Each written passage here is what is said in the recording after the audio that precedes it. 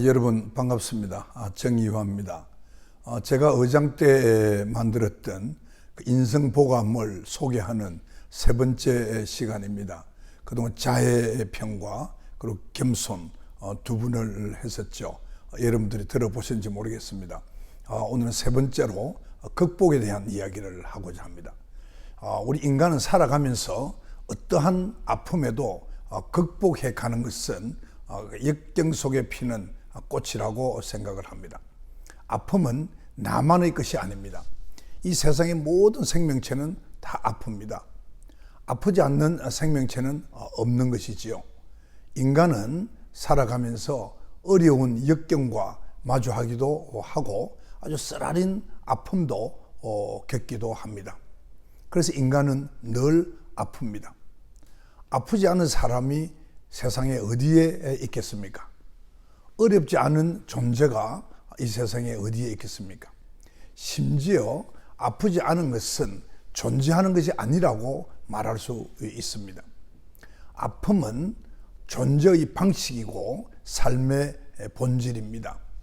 들판에 피어 있는 꽃 한 송이도 모진 바람과 따가운 땡볕을 견디면서 피어나는 것입니다. 하늘을 나는 새도 배고픔을 면하기 위해서 하루 종일 먹이를 찾아서 헤맵니다. 그리고 들판을 뛰어다니는 사자도 배를 채우기 위해서 동분서주합니다. 이와 같이 세상의 모든 존재들은 아픔에 굴복하지 않고 당당하게 자신의 삶을 이어갑니다. 극복해 가는 것입니다. 인간의 아픔은 아주 다양합니다. 원하는 것을 갖지 못하는 그런 아픔에서부터 사랑하는 사람을 떠나보내야 하는 그런 아픔, 가진 것을 모두 잃어버리는 아픔, 이와 같이 살아가면서 아픈 일을 많이 겪기 마련입니다. 이렇듯 삶의 여정에서 아픔이나 역경과 마주했을 때 좋은 인성을 가진 사람은 이 아픔을 인정하고 슬기롭게 극복해 가는 것입니다. 당장은 괴롭지만은 아픔을 극복하고 나면 더욱 아름다운 꽃을 피울 수 있기 때문입니다. 주역에도 어려운 역경을 이겨내고 극복하면 더욱 위대해진다. 이렇게 합니다. 말했습니다. 셰익스피어는 역경이 사람한테 부여하는 것이야말로 가장 아름답다. 그것은 뚜껑이와 같아서 독을 품고 있지만은 그 머릿속에는 보옥, 그러니까 이 보물이죠. 보옥을 감추고 있다. 라고 셰익스피어가 말했습니다. 율곡 이희 선생께서는 역경을 이기는 공부가 내 일상에서 가장 중요한 공부다. 라고 말을 했습니다. 여러분 아시다시피 조선시대에 그 후기 학자인 다산 정약용 선생이 계십니다. 이 다산 정약용 선생은 40살에 강진으로 유배를 당합니다. 그러니까 유배라는 아주 역경을 겪게 되는 것이죠. 무려 18년간이나 긴 유배 생활을 하게 되고 다산 선생은 인간의 위험을 그 속에서도 잃지 않았습니다. 그리고 역경을 극복해내고 약 500여 권의 책을 제출했습니다. 그래서 조선 실학의 꽃을 피웠다고들 말을 합니다. 비록 유배라는 그런 궁벽한 살림살이에서도 모든 것이 부족하고 했지만은 뜻을 같이 하는 많은 제자들을 양성하고 또 그 제자들과 함께 실사구시의 학풍을 열어서 조선 후기 사회에 새로운 생명력을 불어넣었습니다. 또 여러분들은 작곡가 베토벤을 아실 겁니다. 베토벤은 26살 나이에 청력을 잃어버립니다. 그러한 역경을 극복하고 여러분 알다시피 수많은 교향곡, 운명 교향곡을 포함한 수많은 교향곡과 그 외에 많은 음악을 작품을 만들었습니다. 그러니까 한마디로 베토벤은 아주 위대한 음악을 작곡했고 그래서 음악의 성인이다 하는 그런 칭호도 들었습니다. 비록 귀로는 음악을 듣지 못했지만은 가슴으로 듣는 음악을 만들었기 때문에 악성이라는 얘기를 듣습니다. 악성이 되어서 음악사에 새로운 길을 열었던 것입니다. 또 여러분들은 아마 휠체어에 앉아 있던 스티브 호킹 박사를 기억하실 겁니다. 이 스티브 호킹 박사는 21살에 류게릭이라는 근무력증에 걸립니다. 남은 생애를 휠체어에 의존해 살았습니다. 그러나 신체적인 그런 이 장애를 정신력을 가지고 극복해내어서 세계적인 석학이 되었습니다. 이 모든 분들은 자신에게 닥친 어려움과 그리고 역경을 이겨내고 아름답고 위대한 꽃을 피워낼 줄 아는 그런 극복의 염력을 지닌 인물들이었습니다. 여러분 장석주 시인이 쓴 대추 한날이라는 시를 들어보신지 모르겠습니다만 제가 잠시 소개를 드리겠습니다. 그 대추 한날이라는 시는 이렇게 되어 있습니다. 적에 저절로 붉어질 리는 없다. 저 안에 태풍 몇 개, 저 안에 천둥 몇 개, 저 안에 벼락 몇 개, 적에 저 안에서 둥그러질 리는 없다. 저 안에 무슬이 내리는 몇 밤, 저 안에 땡볕 두어 달, 저 안에 초승달 몇 날. 이렇습니다.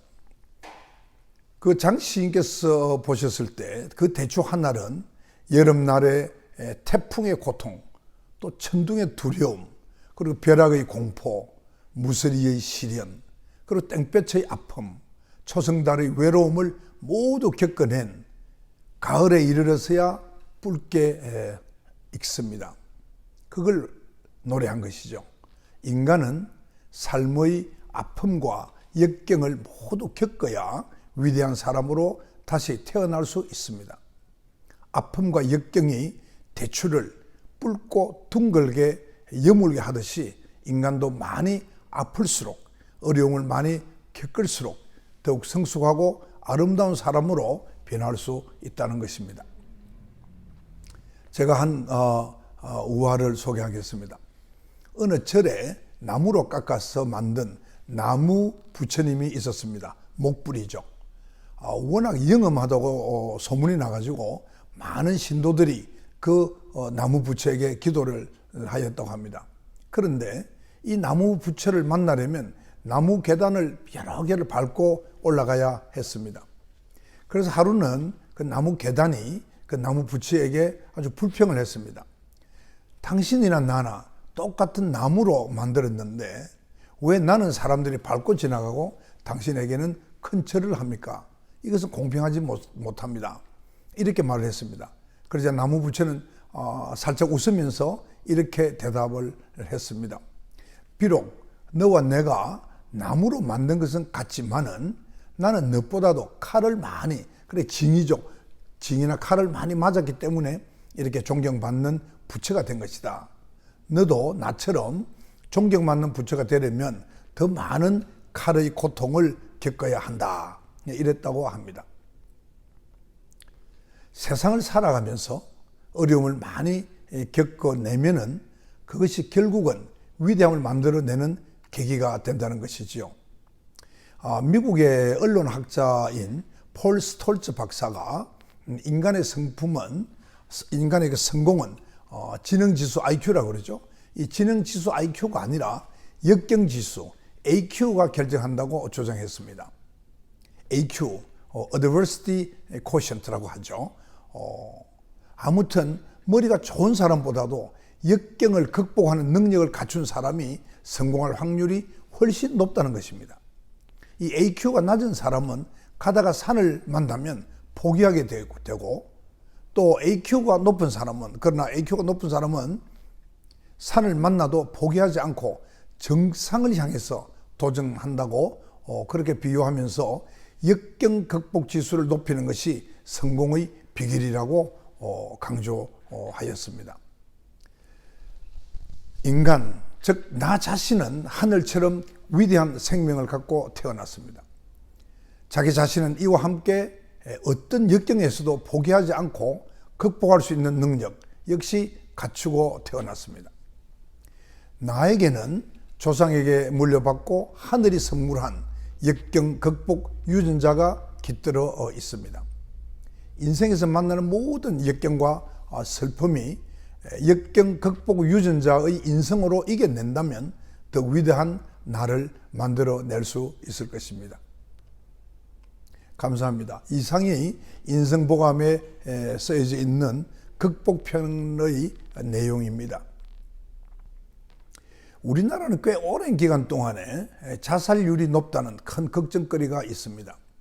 특히 노인도 그렇습니다만 젊은 청년들의 자살률이 세계에서 가장 높습니다. 거기다가 최근 2년간 코로나19로 인해서 더 많은 젊은 청춘 남녀가 자살을 하였다는 보도를 보면서 너무나 가슴 아팠습니다. 살아가면서 사람은 누구나 시련을 겪고 아픕니다.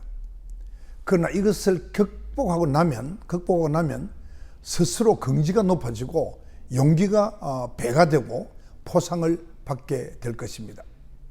인생의 그 성공을 위해서 어떠한 경우에도 결코 희망을 잃지 마시고 극복하게 되기를 바랍니다. 맹자가 쓴 고자 하편에도 보면 큰 인물을 키우기 위해서는 창자가 삐뚤어질 정도로 아주 배고픈 주림을 겪게 하고 뼈가 으스러지게 아픈 그런 고통을 겪게 한다는 그런 구절이 나옵니다. 모든 아픔과 고통을 극복해서 여러분들께서 큰 보상을 받기를 바랍니다. 저는 그 한 예가 될 것이라고 저 자신 스스로 생각해 봅니다. 여러분 감사합니다.